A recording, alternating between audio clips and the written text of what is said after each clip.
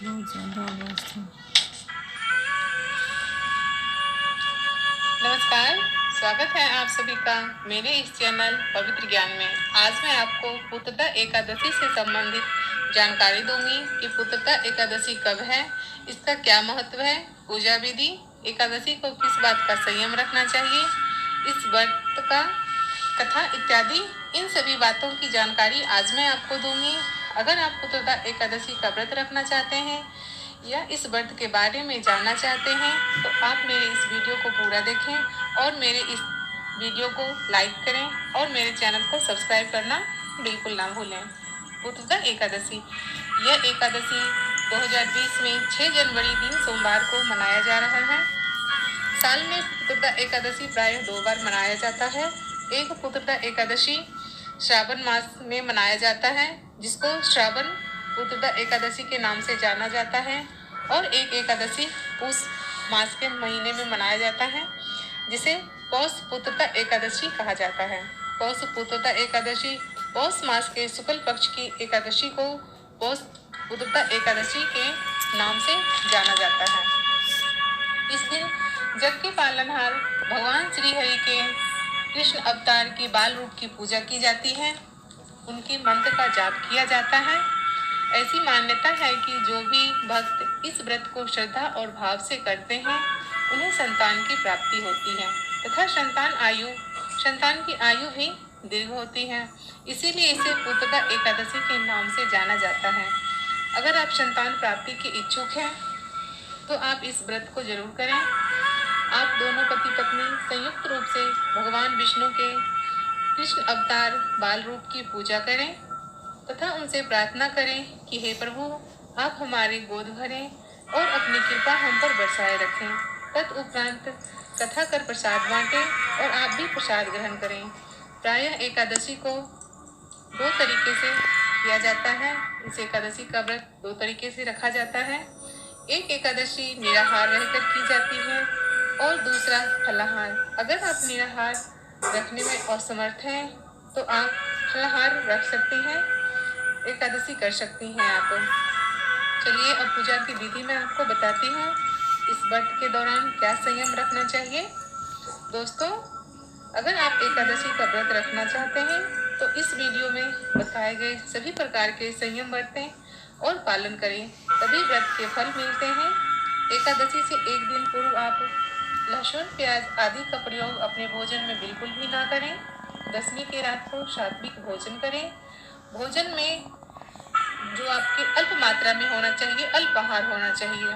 सोते समय आप श्री हरि का ध्यान करके सोएं। एकादशी के दिन आप सुबह ब्रह्म मुहूर्त में उठें, जो 3 से 5 के बीच का समय होता है। अगर आप 3 बजे सुबह ना उठ पाए तो 4 बजे तक अवश्य जग जाएं। दैनिक क्रिया आदि से निवृत्त होकर आप घर की सफाई करें। तत्पश्चात स्नान आदि करके व्रत का संकल्प लें और विधि विधान से पूजा संपन्न करें। इस दिन भगवान विष्णु को तुलसी दल का भोग अवश्य लगाएं। बिना तुलसी दल के श्री हरि की पूजा अधूरी मानी जाती है। इस दिन भगवान विष्णु को चावल नहीं चढ़ाएं और ना ही चावल किसी भी सदस्य को इस दिन चावल खिलाएं। अगर आप जानना चाहते हैं कि इस दिन चावल क्यों नहीं खाना चाहिए तो इस वीडियो की डिस्क्रिप्शन बॉक्स में मैं इसका लिंक दे दूंगी। आप वहां जाकर इस वीडियो को देख सकते हैं। ये थी पौतदा एकादशी के व्रत विधि और संयम की एकादशी में क्या करना चाहिए और क्या नहीं। कोई भी व्रत बिना पारण के अधूरा माना जाता है। तो चलिए हम पारण विधि पर भी चर्चा करते हैं कि एकादशी व्रत का पारण किस तरह से करना चाहिए। जैसा कि मैं आपको बता रही हूँ कि कोई भी व्रत बिना पारण के अधूरा माना जाता है। व्रत संपूर्ण तभी मानी जाती है जब आप पारण सही समय पर और सही तरीके से करते हैं, तभी पूजा संपूर्ण मानी जाती है। तो पारण विधि चलिए जान लेते हैं। आप द्वादशी के दिन सुबह स्नान आदि से निवृत्त होकर ब्राह्मणों को भोजन कराकर यथासंभव दक्षिणा देकर उन्हें विदा करें। तत्पश्चात आप व्रत खोलें। यदि ऐसा संभव ना हो तो मंदिर में जाकर दान पात्र में यथासंभव दान दें। उसके बाद आप पारण करें। इस प्रकार विधि विधान से व्रत करने से व्रत की फल अवश्य मिलता है। श्रीहरि आपकी प्रार्थना को सुनते हैं और उसे संपूर्ण भी अवश्य करते हैं। अब चलिए कथा सुनी जाए पौत्रदा एकादशी की। तो चलिए शुरू करते हैं। इससे पहले मैं आपको सफला एकादशी के बारे में जानकारी दी थी। अब मैं आपको पौत्रदा एकादशी की कथा सुनाऊंगी और आप ध्यान से सुने। ओम नमो भगवते वासुदेवाय।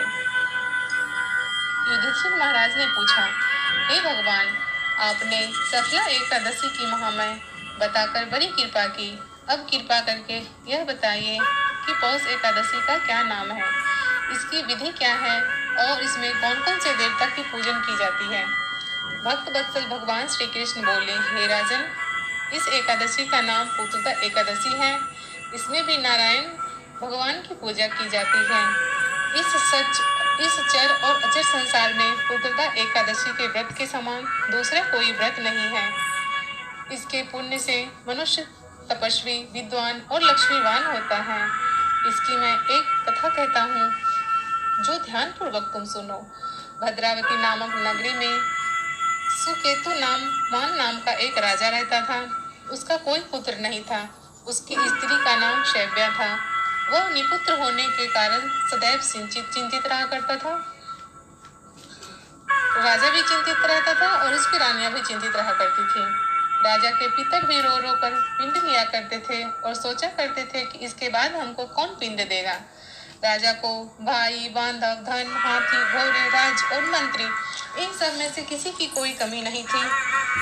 तो भी राजा को पुत्र के बिना संतोष नहीं था। वह सदैव यही विचार करता था कि मेरे मरने के बाद मुझको पिंडदान कौन करेगा। बिना पुत्र के पितरों और देवताओं का ऋण मैं कैसे चुकाऊंगा। जिस घर में पुत्र ना हो उस घर में सदैव अंधेरा ही रहता है। इसलिए पुत्र उत्पत्ति के लिए मुझे प्रयत्न करना चाहिए। जिस मनुष्य ने पुत्र का मुख देखा है वह धन्य है। उसको इस लोक में यश और परलोक में शांति मिलती है, अर्थात उनके दोनों लोक सुधर जाते हैं। पूर्व जन्म के कर्म से ही इस जन्म में पुत्र, धन आदि प्राप्त होते हैं। राजा इसी प्रकार रात दिन चिंता में लगा रहता था।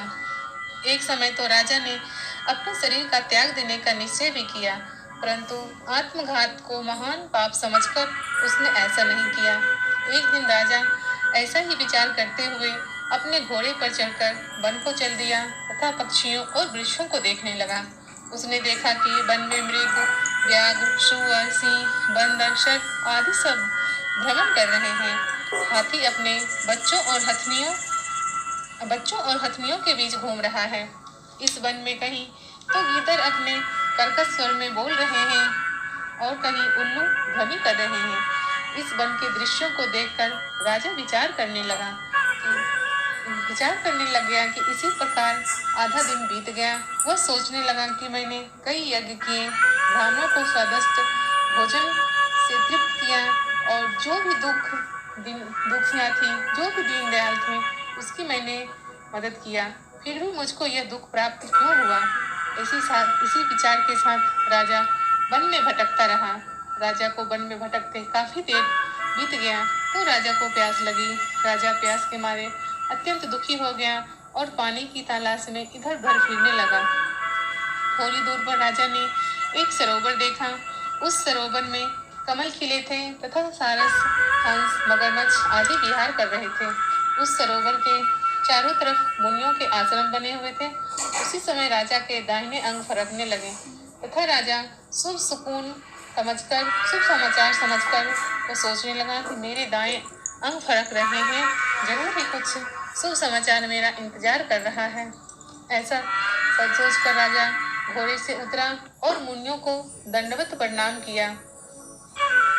राजा को देखकर मुनि ने कहा, हे राजन, मैं तुमसे प्रसन्न हूँ, तुम्हारी क्या इच्छा है सो कहो। राजा ने पूछा, महाराज आप कौन हैं और किस लिए यहाँ आए हैं, कृपया करके बताइए। मुनि कहने लगे, हे राजन, आज संतान देने वाली पुत्रदा एकादशी है। हम लोग विश्वदेव हैं,